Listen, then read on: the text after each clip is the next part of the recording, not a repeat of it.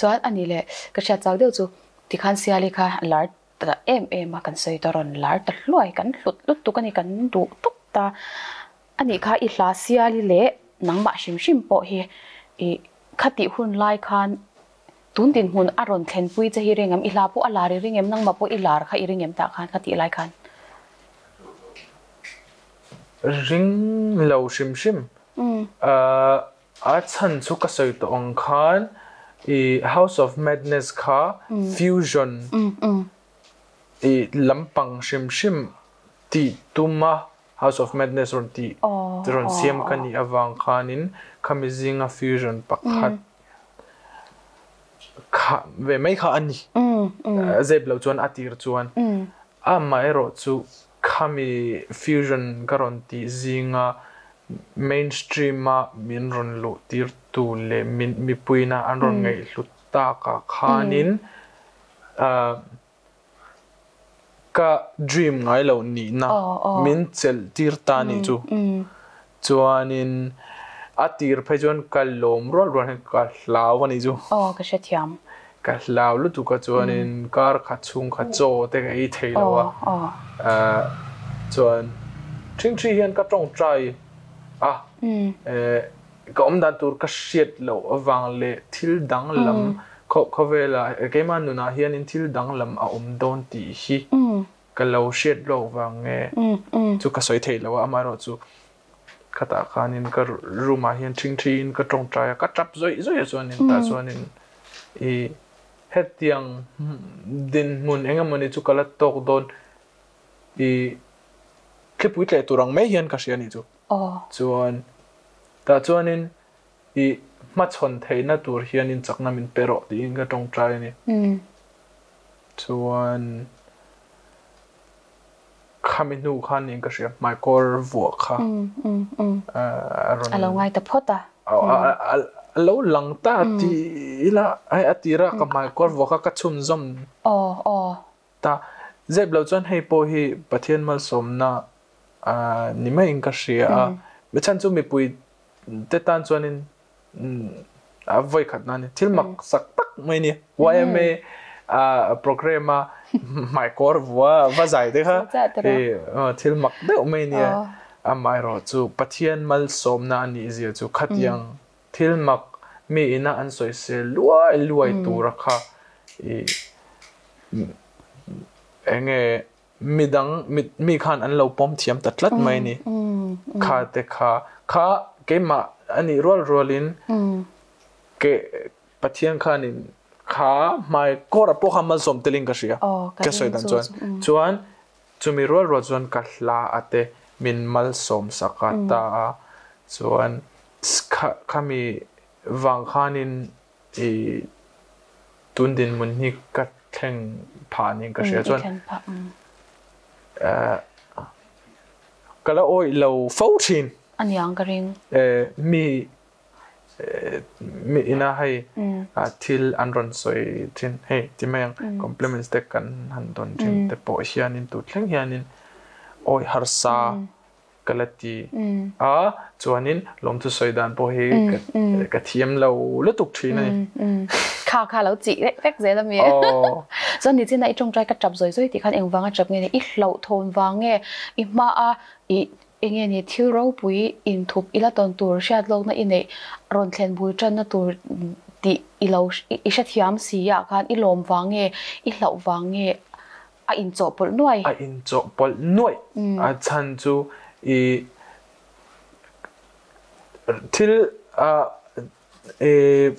thil lian do kha aron thlen don chuanin I antinanin sapa po sapchong engamani Stanley hianin a soi thina chu with great power comes with great responsibility ti khani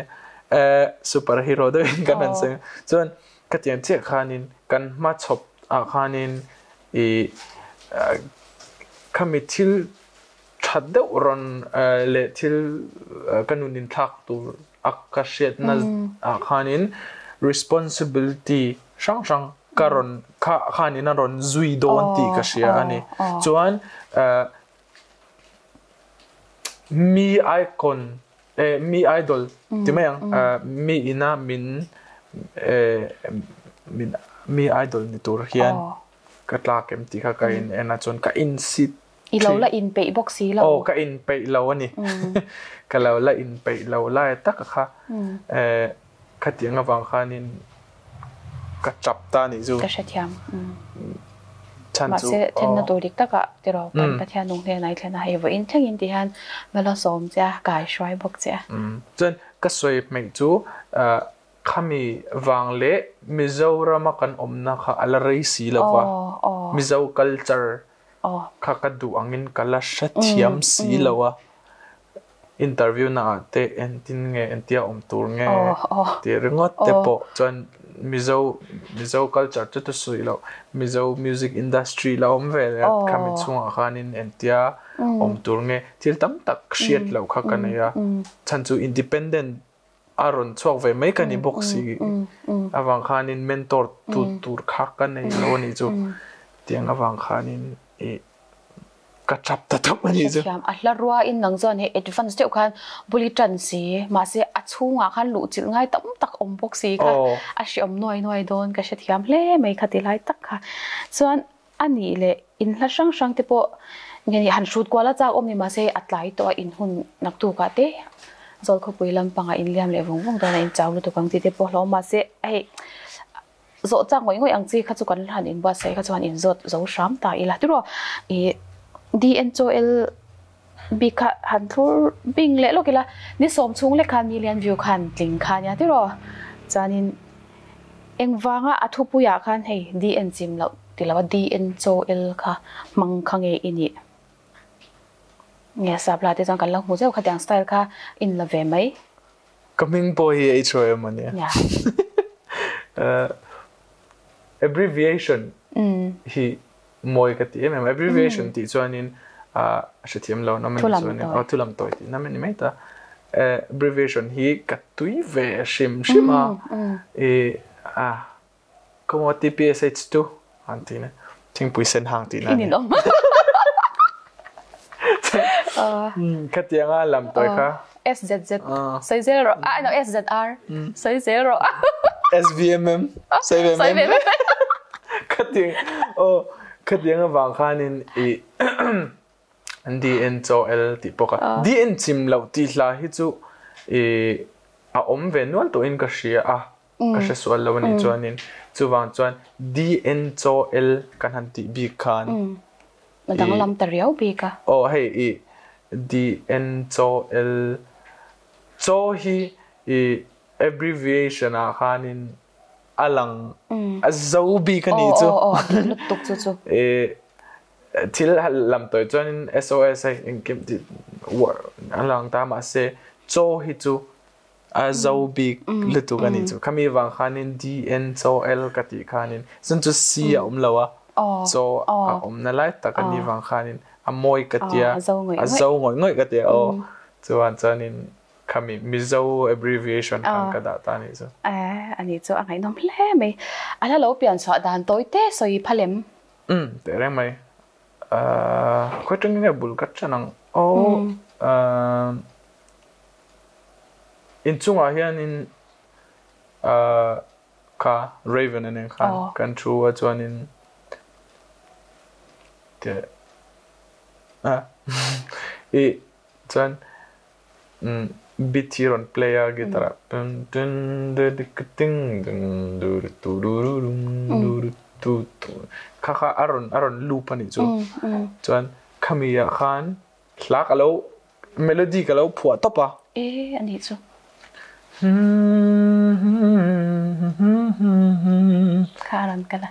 aron kala chuan mak deuh chu hemi ka phua hianin do re mi ang hianin aron lang lawa ka ril ro chuan sa re ga ma pangin aron lang ani chu om ka ti chuan ma se kha me so tongin ka let le tan chu chuan ti khati khan di en chol chon pe ta ma se athua ero hi chu Mizo trong ka hey kalau ka hei chu ka thil tum ani ta mai ro chu ka lo tling em ti ero kha chu mi pui te kut lo ni ta se mizo trong hau sak mizo trong apon o thule la kan lo nei that zia le mizo trong lo hau sak zia hi flex nan khan ka mang ta ni chu di enjoy le chu wang chuan in kan man apon kan man tam to lo tam tak i la mang oi ti te te po hai ne han kan mang tam to lo ai dik lo ang a ti hial khop tur kha ka tiang ho kha karon chop chuak ta ni chu kamila kha i enge keima ni mizo te tan lo po mizo lo te tan po i flex ani thainan ani chu kan mizo trong lo hau sakzia ti lan ti nan sap trong pon let don se let thalei thei lo se chan chu mizo trong khan amoya chuan trong dang le don chuan amoy na phok chuak zo lo tur khop khan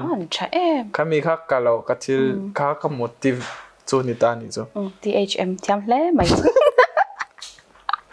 cho nó ăn đi lấy mà lộ lên cái music video ha thì chỉ này sợi ta thế rồi anh nghe anh tiếng nhàng ô anh nghe Allah thu lấy mua anh nghe nhàng ô cần lâu thì ta chỉ là hạt sợi ta nè cả face review thế remote cover chọn sân mà sẽ lộ lên ya HOM RIP mà sẽ home chú mò HOM ka RIP home chú Allah nung reng mò sợi bel đuôi này em kami ya khan anh nghe entira alalay mo enge kan hanti taka kan nghe ngay ti to lo chili diplomatic daw in chili ka tilang training ka siya hey chu an so izo nga chili eng ma ka claim ngai lo ni chuan lo lengi ron chhodon po khanin enga moni chil sin tam tak khawm ta mai ro chu khapo kha ani chu ani hemi hi ani da na ni tin voi khat ma trong kam ne kanai chok la ni chu ma se akal na ka kal tir du na chon ti khana ron kal ta mai ta to pa thu thlenga ten da khanin I music career hi ka chol san don tiang zong hianin voi khat ma gala soi lawa I amma ero chu mi puina mi hey an low predict dana ni chuan kha chu an interpret dana ni artist tam tak ta po hianin era nei thon nia chuanin I team sang nei ta ponan kal thin ta khatiang che khanin I team sang emo team danglam nei turang khanin I karon in build up chau ti laka soi sual lawang chu chu I athazo kangem thalawangem tiero he chu kala kashabik lo kha chu pathian thu amma ero chu ka thil ka musical line atanga ka tumda na nia chanchu I kan han edu me chu English chuanin Jesus chuanin come as you are atia ma say stay as you are atilo I na ngai roti chu van zonin mason zel tur kan ni in kan sia nuna ka na hian chu van zonin ke pop musical line emo kan nuna shimshima po mason zel tur ni in kan sia chu van zon ka music pop mason zel se ka du sak awangin ka she thiam re chuanin ihladanga kan kai malukin tuna han iron soita ni HOM hi mi chuanin hei engtik lai po ina po Hmaikawr vo in kho po ngam lo tur hial anga ti khan chang phe khuzan lo an lo ngai ta che ni ma se ko shina te po lo in mang nu tukini ti te kan sia I khalai enge ni ko shina te po in mang china in khom china khang ti kha han soi te hei ifens te no pangjok te po dan lo du ta che ni ta khan zir tur tur chhateu kha in phum ru ti ka sia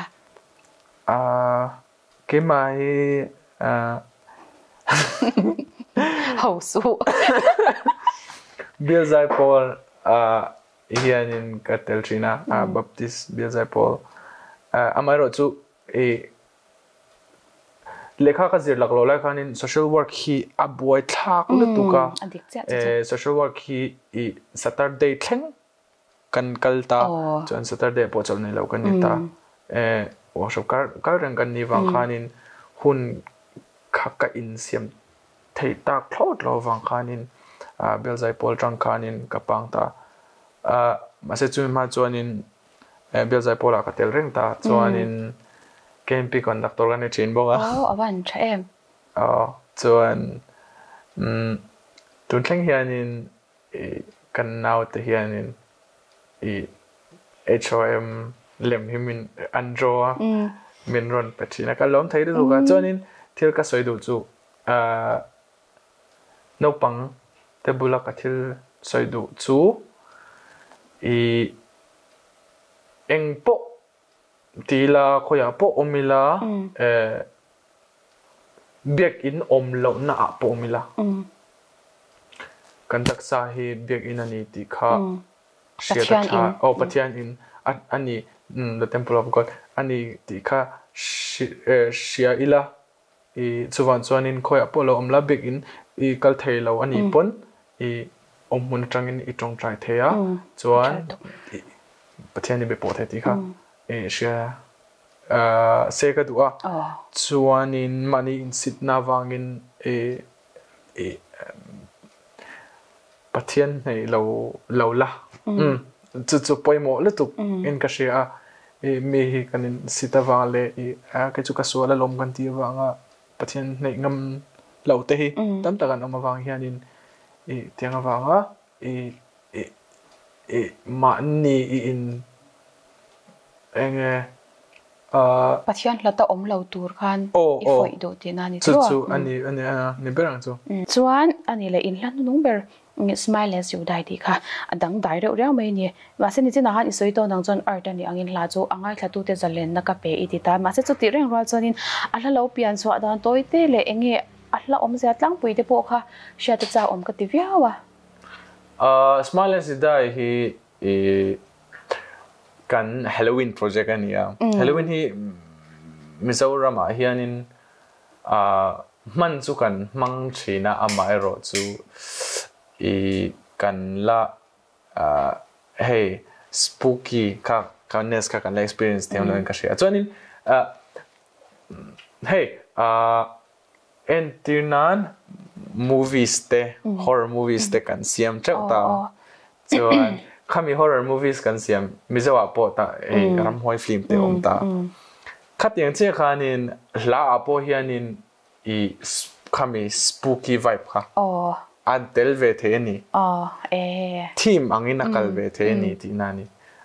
chu khatiang khanin khami CGI te po ten the creepy theng ber tur khanin ti hla om thei tur khan khami Halloween ka kan mang mai choni kami music po style to shan ni se theme thleng po khan movie ang che in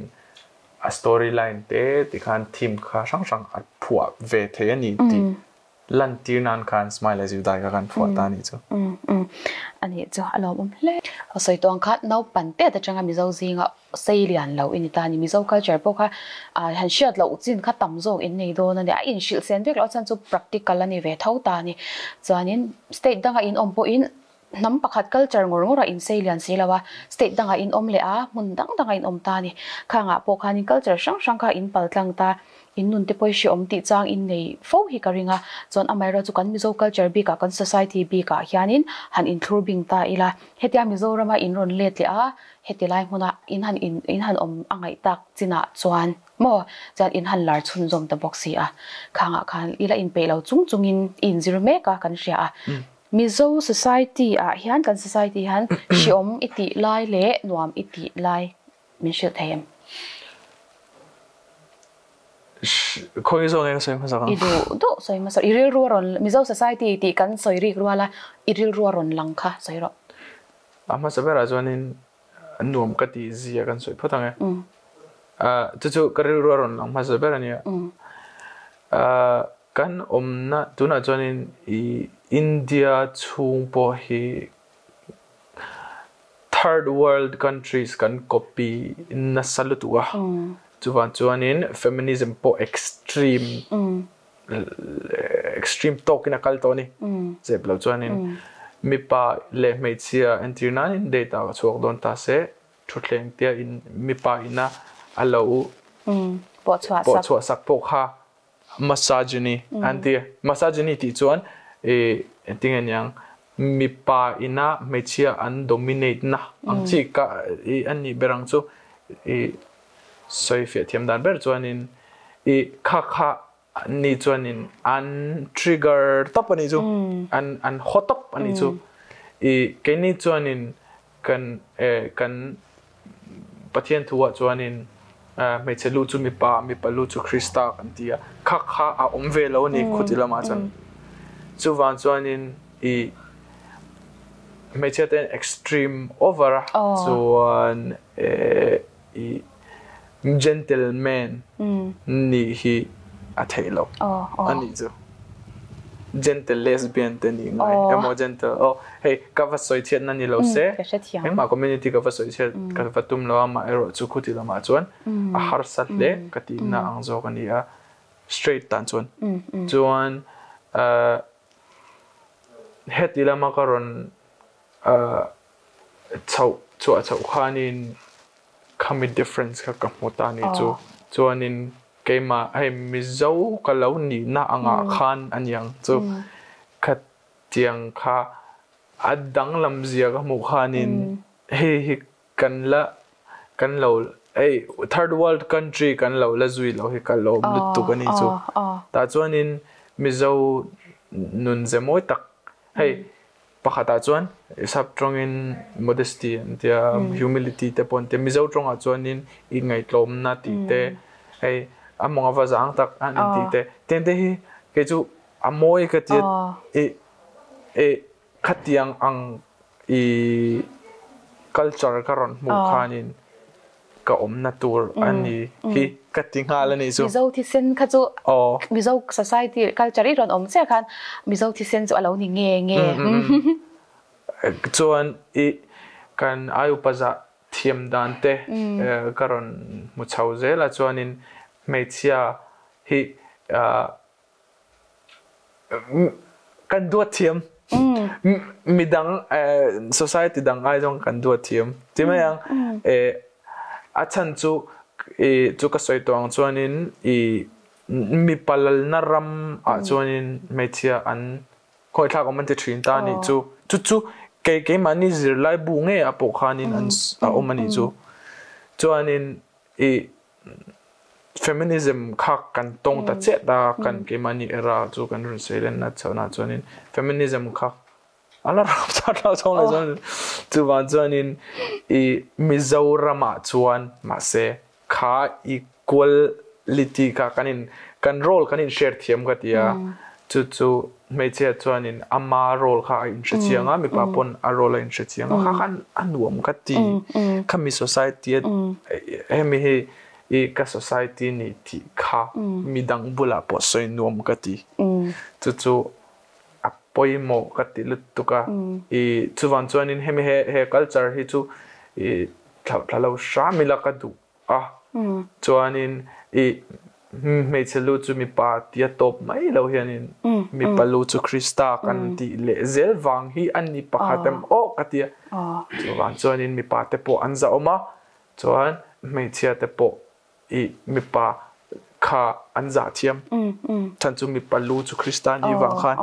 ka khamoi ka ti ke chuan in kan khami kan society khami lai tak kha en ton tlak ni ka ria chuan chuan in vai polonil moi ka ti tur karon endinan vai lo ni taila taron moi ka ti tur per chu ani in ka ria ke ma chuan chumi lo pakhat le chu silent city kan ti hianin kalo shet hiam ngai lo enge zia ai pit lo top ta chuanin motor an accident so don sit te kalo ti me ma se karon chautir kha bike ka khala chuan ka hnunga tang hian ron pita pit le lo ka hnunga hian motor dang kha ron tlang na chuanin ka hey local tur khang ka te chang pasa chuanin pit kharan te chat hey kalome khate de kha khutlo jana omngai lo tap motor khal pon gan polai ta ni jo tan de kha khunga jan le mi ron pela tum ti na kha ni mai ta sia kanin tlan pe sak race ni mai mo pe ring in min ron tlan khal te kha ni to te ro khunga cha din kha an tum lo tap mai ni jo tenga te khanin a moi big katia kalkonga atinan mi lo tluta se emo I engmani thil khami la kanta se an pit vak ngai lo mi ju hey tianga te khanin kan polai zia sha chuak ta ni chu chu nuam katia nangma chungri da lo om reng kha iron practice theita kha nun iron khami nun kha iron trom pui ve theita cha kha nuami ti chu ani berengere varama polo selian maila I ti pui turan om ve lo ATM ate intlar lo nga ya tlem lo hoi tian kan han hoi san do laka alaya tu mani ron in zepluta vai phakar pa ka vai phakar nu kha khatiang khanin te ting ina om to se ran zepluta ni chan ole ti ba kha e ma soi thai kan nei thin si lo se mizara ma chonin ai kai mani aya hey elderly te kan kiana te kha anuam katia adik cha cho polite chon me chia te kan kiana ha iman moyam tia o kam han model la ka ole kalo o kan masamero ti de amoi hi katil tu kan izo adik cha tia hi katan chon til tharwa kalani chon chu an potse tam lut tu ka amaro chu soi se na ni lo bangin chu amain da potila chuanin khami boka changkhan khami lain boka changkhan in athat hey keimana ka mu da na changa anuam lo katina ka soi le do na ni chu zero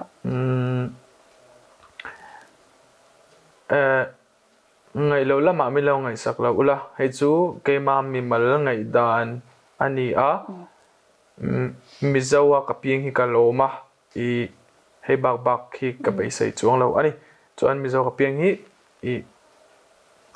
kalom chu ka sai phot du ni ma ero chu tuna karon soi tur hi keima ni society ron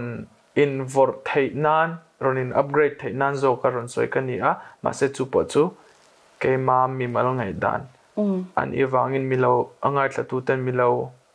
shethiam sham turing karon ngen du masa chawni kan society hianin kha chu chi lo kha chu sabrama kanam lawa mizoram ania kan om kha chu hak thailo sabramani lawa mizoram ania ti hi kan chinga hemi hianin discipline chu akeng tela sikul naupang sikul kalai ang hianin discipline chu keng tel te me uniform ha ang vela ang velin ma se sikul uniform ha tam tak te zinga hianin mi engzatin nge atopa na muchin mi enzat nge salary man atanga entrepreneurship alu chau thei om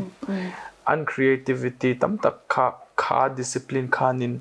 ati chiat thei ang che hianin mizoram ani hi chu ti su kan ti awang hianin kan creativity tur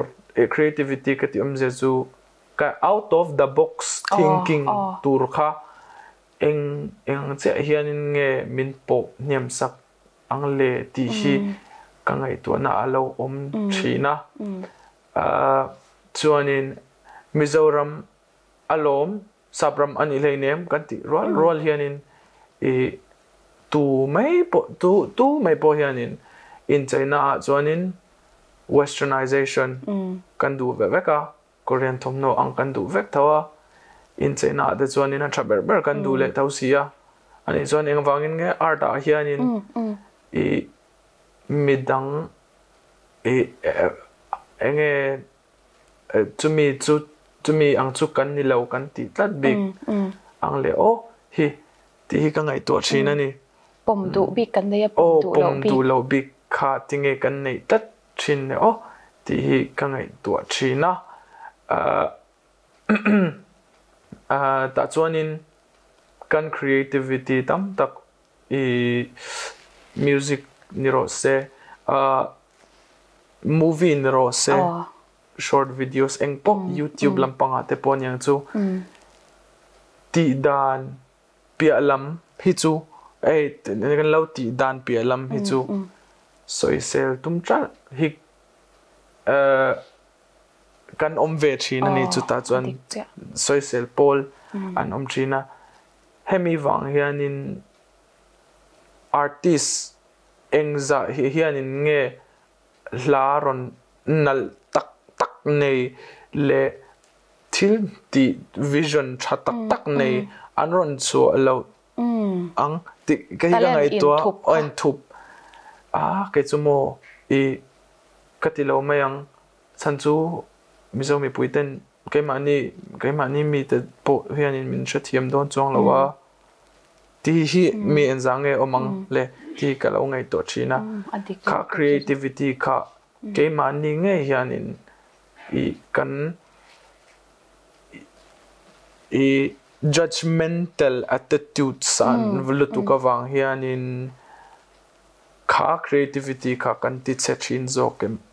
hi ti hi ka ngai to ve china chu ke chu ka ngai he ka tan chuan in til lian ber nia hemia standard kan lo siam to pia lama hianin thil dang alo ve ni chuanin khami thil dang a creative na ron siam chuak tu te kha kan appreciate sakve don lo mi ti kha ngai to chan chu I tian ol samdawin kan han soi te ang narrow minded lang pudon ta ila tuna hianin I ponchau kan lavengang chuanin stage up court le te po kan la halawang te moni sol so chu ani ve thinin ka ria tianga hianin ming lamin kan soinga pungur thang velang ta po court le a hun lai te chuan or hmasa polan ni hmasa tu na de zo samrong po an kan normalize to mase normalize khatiam po kha hei tu na chuanin apoi lo zia le I khami khanin I kan Christianity avati boilo zia kha addiction tuna hianin kan sha chuak to katen che khanin thil tam tak hi Christianity avat keima ni Christian na nen a in kaltlate moti hi kan langa in ka shia I chutianga chuanin chutianga wang chuan ti zok te kha mentality wang khanin kan thil vision lo nei lok sa ti chuak ngam lo hi kan nga lutukin ka shia chuwan chuanin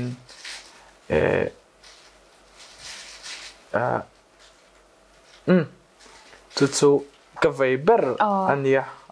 chuwan chuanin creativity kan lost them in ka shia chu ka main concern ni sela achate mai amai ro chu khami wang hanin enge mizo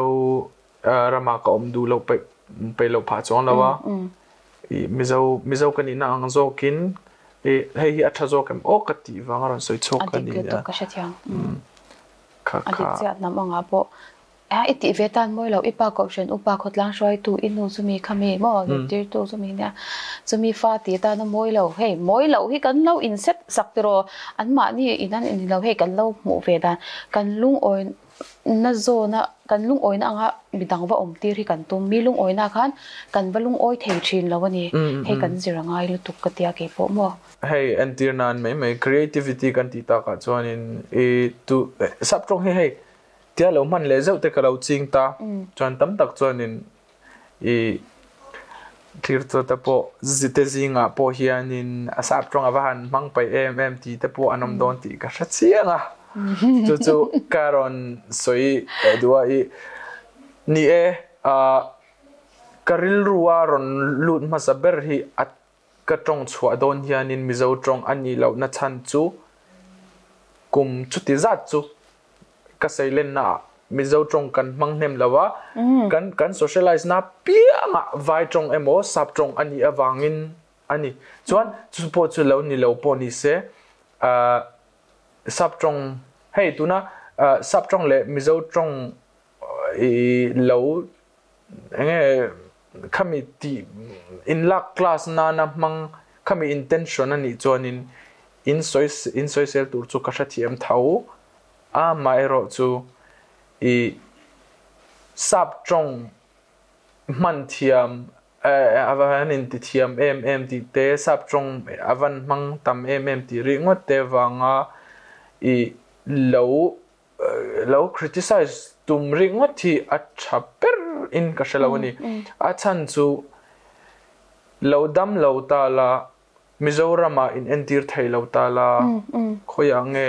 vairama zin ngai don ta se tinan mai tuna Kolkata te lo zin don ta la I operator kha I vai ni chuanin engin tongin ngai biak don Hindi kan kampuin mizo chu Hindi kan ngai sang lo tuklawin ka sia mang thiam chu tamang masse I Hindi lo mang thiam lo ta la ani chuanin eng tongin ngai biak don sap tong thiam bok kan ma mo don ti kha I ka soi dua tianga te khanin sap tong kha I mizo tong ai chuanin ngai lu lo pon ni la poilo masse kan sap tong thiam na hi I enge kan mu sit na chan turom lo kan zon na tul ani hi kan zon na man ruwa ani I nam dang ne na kanin biak po na man ruwa ani boka chuwan chuanin I sap tong I mang thiam ani chuanin in sit lo turin kang en du chawa chuan kan una vek kan nia chuwan chuanin in support ton zel zo kang in thiam lo ani point a thiam ate va zo kha har lem lo ani thiam bel thiam lova midang musit ai chuan thiam bel kha atang kai zo kin ka sia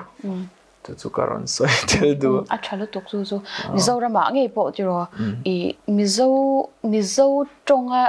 zirna sikul atlem to lu tuk no pangin kumthum kumli ron thlinga school ka kan kaltir do po English medium tholom engwange sap tong thiam se kan du heta basic atang to khan achan chu soi thui do lo zo kang tiro adot le ka lang chuan mizo te hian smartphone kan man na hi array to kan hum fer furma se amang tu hi chu kan la smart lo thang khat lian aliam to ne chu tia social media man te po hi kan la inzir me hi ani bera heng milar kan ti public figure nang mani ang te tan tak te po hianin a shi om don hian ka sia ni chu a chezong le tong kam na tak takin kan in dema YouTube pa mo IG mo comment kan han mu thin ta ni ki achang pe song ka share cha pe lo mo na tak tak ka social na te po hinang ma po hin idong chi nang ti ka ring ti ro idong chi nem te reng mai en tin nge khang khan nang ma ngong anei chin na chang te ngoi chang te daw ngoi chang te ril rung na chang te nang mai ril ru le inun dan phung thleng han ti boy chang te an nei nga yem nei ve chuanin ka ADHD ka lo nei boxi nen khanin tuna hin anxiety attack hi ka nei ve zo trina chu enge hetianga comment section atanga kema kalawin hey kanun kalo be chan wanga tiltheng te po oma mai ro chu tianga hianin kanu kamanga kanu hi hianin pathian thu hian min zil thina chuan hemi awanga voin ni thleng po khatiang zong ma chon thei din munaka din na chan ani chuanin karil ro om chu keima person ka ngai dana chuan mi idol ni chuan tuna ka ngai dan ani chu ma chuan ni ngai lo ma se tuna ka ngai dan chuan mi icon mi idol kan ni ani chuanin eng anga backlash na sa po lo se kan dong song thiam tur ani kan kaima ni fans te tan kaima ni tan nge po khani apoi mo chu chu ni e isla nang kha ila ka ngai tla pe lo isla thing em ole a tha lom thu lom kha chu kati thiam ngai mi icon kan itla athan chu ngai thla tu te tam tak kan ei zo awang khan khami te tang khanin an ma ka din tlat ngai in ka ria chuan chumi pi alama I keima min ngau min lo ngai thla tu te zinga hianin keima ang tuar to te le keima anga lo experience ve thin to te tam tak anom ka ringa khami te tana ka din nge kha anga in ka ria chuwang chuanin ka chang achal tuk chuanin khami bi ka khan social media kan man dana hianin soidu inei karing engtin nge mangila to chang zon tilowila ti poni thei tu dan dan in soiro social media hi amang thiam tan chuanin ki taom na nia chan chu he tiang lek tiang tro te he tiang lek thila hianin khovela omani ma se kha khovela kha mang thiam lo tan chuan nun chiat thak na khop ani vele thei thung ani chuan chu tiang che chuanin public influencers te tan pay chuan hei kan soi photanga public influencers te tan pay chuanin an mani ina khatiang lo dong song thiam lo te an oma an mani enge khatiang cyberbullying katimaya tianga an lo to thin khanin an lo dong song thiam lo ni chuan an nun an a chevek theni an mentality wang zo khanin chu tiang tam tak te po chu mu tur a om thina sap ate po an om an tama mairo chu social media kan mang thia mani chuanin news lak na thada onia communication lak na thada oni bokani chuan public zone in kan soilenga public te hianin mass kan ti teng mass te hianin chakna turulutuk anneya eng po the dar the nia chuan chun an powerful lutuk awang hianin enge kha power kha minun ti thadnan an mang theya ma se minun ti chiat fek theinan pon an mang tel thei ani chuanin ka ngai dana chuanin mi pui hi film khur ila private life fa hianin entry until tam tak Instagram ma show te Instagram ma te Facebook a te show tur le show lo tur chin te hi clear sang thiamila chuta chuanin apoi mo ber chu kan ke mani a kanin zo tur chu enge privacy hi shachiang ila mishing na hianin privacy ma mo theu kan ni a privacy te lo chuanin kan nun hi shallow lutuk chuanin mi pui te hianin timeng mo mas o privacy hi clear sang thiamilla ta chuanin show om tok le show om tok lo kha ai clear sang thiamilla chu kadu perania chu I social media mandan chani in ka sia achale mai ni e mitin ten engani internet khovela pholan tur chin le thup tur chin nei thiamangai ani ver ti roi sei tum kha ni chuan chu ta tak chuanin no pang tun lai tam taka hianin hey thil an tum aya tam mu hi an chinga chu khongai takin ka cha du chu hemi hi chu thilo sham ro atam in dine out na munte emo in khonge voina in kalna mun ti ang chi te hi atam zo ka chon post lo sham turin ka nge tu chewa ania in post du ni pon ania post lo ula atu ka te post ula in life in location te soi lang vak lo u sha ula chan chu tun lai anga po hian in shed lo line stalkers ten tam to a me che tan phei chon in thil tam tak protection le zuala ngai protect le zuala ngai chuwan chuan in information te in thalak hey in thalak ti vel te pon yang chu khatiang in private information his chu thup sham in social media te post name lo sham ula chu du thu sam ani cyber bullying la ka him theina ban cha em no pangjok te tun lai chanin phone nei thup to khan inzirtir na thatak zom to rik tak po ani a thala tu ka awareness thatak ani amo chon ani le thil dang deu kan inzot zel engeni a top don nai to kan ti zo kang yo tuna hian engeni ma chopi nei em anron chu mi zo ka project an nai mo khate ang si ha min shil phalem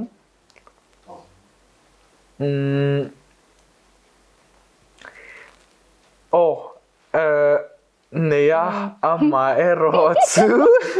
choi do ne in muvatang chu kan se tun kuma hianin motura done ti choin kan se kan ha lel tak em o tiro chanin ani le pakhat atop ber zo na atop ber mi kan kalma in kan zep lokang o ipa chu lo da that ta ilan sa inu chungcha I soilanga khata lok khan mo ipa ri ru lo na lo se achan chu ipa chu ezon na a boya nangmani uwa pa enkol tu chu inu ani eng kima tong trai na zong nen mizo tong zir na konga te henga hian engtiangin nge vitamin omlai kan inu hian chanalak mizo tong man kha har sa changa tam do na ni school in kala vai tong sap tong in manga in chung khura po khan in har don ka ti tong han zir chau ti ra khan mo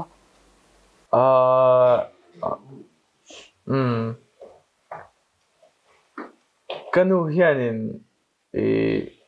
mizo tong hi ashan pa chuanin min zirtir lawa vaira makanom khanin ani pohi kumso pakwani sai poila turangai la numin ngai dam ro melso chun amai ro chu hey ama hi chu tian lai chuanin ke mani po hey science la pa tui chi kan lo nia ma se sha chiang si lovin tianga wa khanin bible tu te ka kan shelo tu ni chu ama hianin kanu hianin I bible te min chia sak thi na chu ta chang chuanin ania hei tu na po tiang karon lan chu ngam na chan pakhat chu ban ro pui tak ni lo sen chuanin kain cover anga chu tiang khatin chu ta tu te po pigmentation in cover thailo mai ro chu kanu hianin pathian tu min shila pathian thu dik min shil apoi mo lu tuk chu pathian thu dik tak min shila wangin hey kaka unfortunately say khatatang khan apathian tu min shil atang te khan in mizo tong kha kalau lalu thin ni chu chuan chu pakhat nan ni se chuanin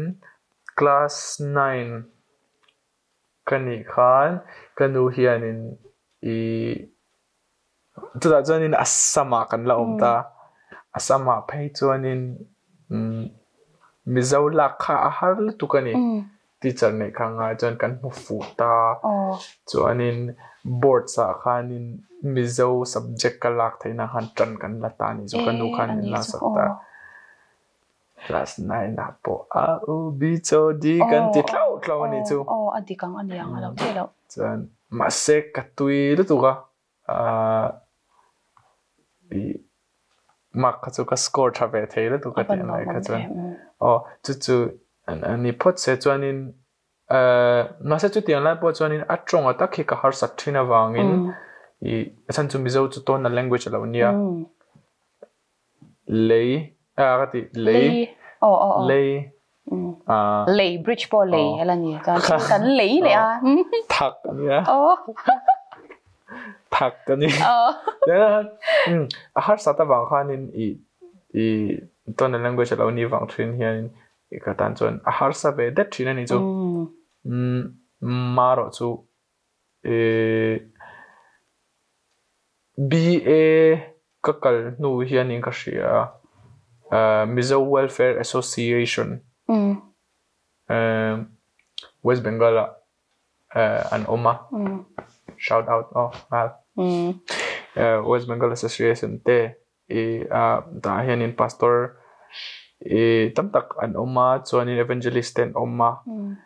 an ma ni chu ka kom chu ka tingam che lo ke ai u dei de jun ya ka pa te rol an ya amai ro chu an man he min du saka tiang lai chuan ka zai chan to cha tiang a khanin an bula khanin ka chet la tam ta chuan ta tang khanin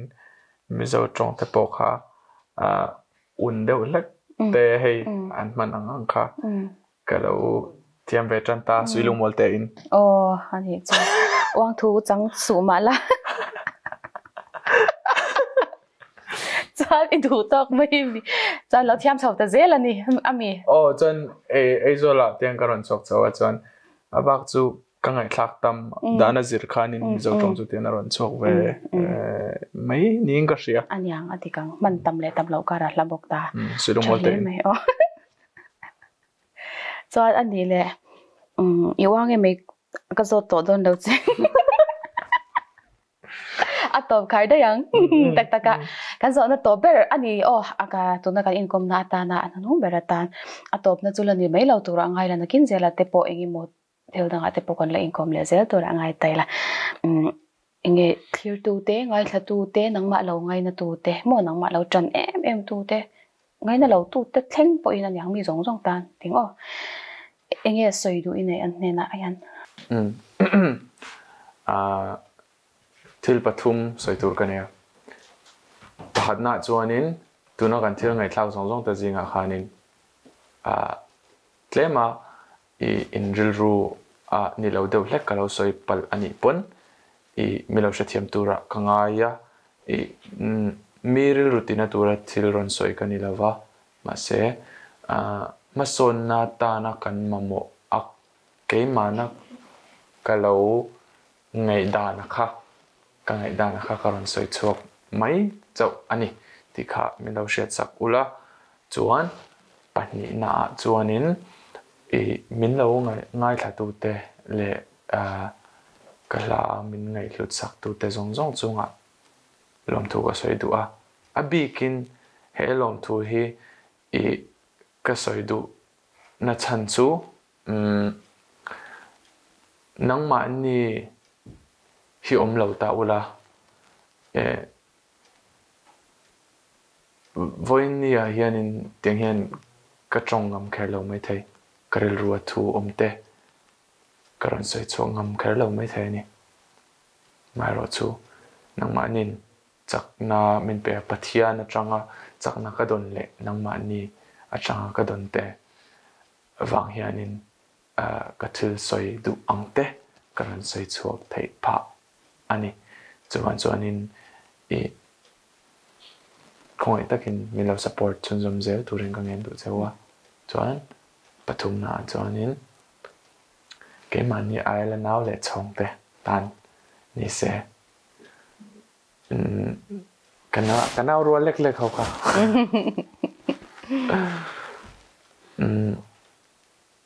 now te hi ke chu ka ngai na naw pani kanaya chuanin tun situation a phei chuanin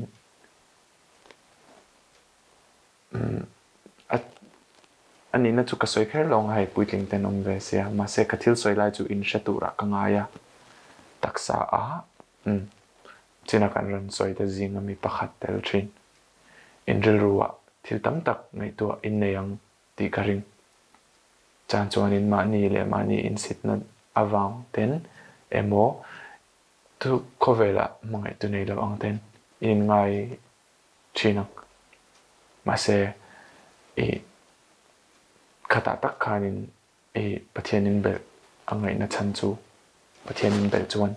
nang mani aya din mun sham zo ko om te po in mu thai pha zo to ni chumi pi alama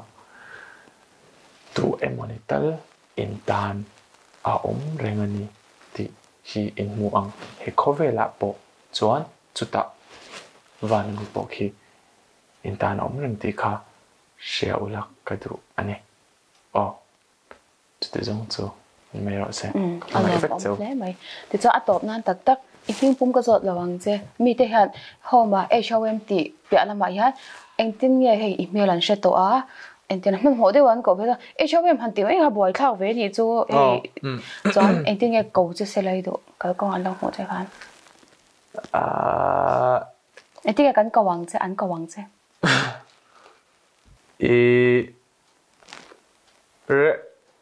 Rex tin min ko se ga duwa a chan chu HOM ma hianin account ka nei to a chu a ming chu RAXZAR Rexar tin ya YouTube channel ka YouTube channel ania ta chuanin siali ang chi lo deuh te po ka hla ka English la ngai thak tur a om china chuan ka underrated deuh hi ka post china tunai po post ka nei ngai boka chuan homies dik te hianin an shia tlem te chawan nia mi som nga vel chen ma se chumi minga min ka tur ka du wang chuanin rex ti in min shia se all sam zo kha HOM te chuan chu ni se chuan ka channel hlui rexar ka promote na ang pon ninghal mai ro se alom om lai mai zani na hun chamin pe kan lom tak ze ta kan zo na te i ril ru tik takin min chang ni po in kan sha nang po in he kan in kom hai ingai hlut ka ringa tero chan pathian mal som na dong tlakin lo nung zela pathian in iram ri lo zau ze ro se kalom na su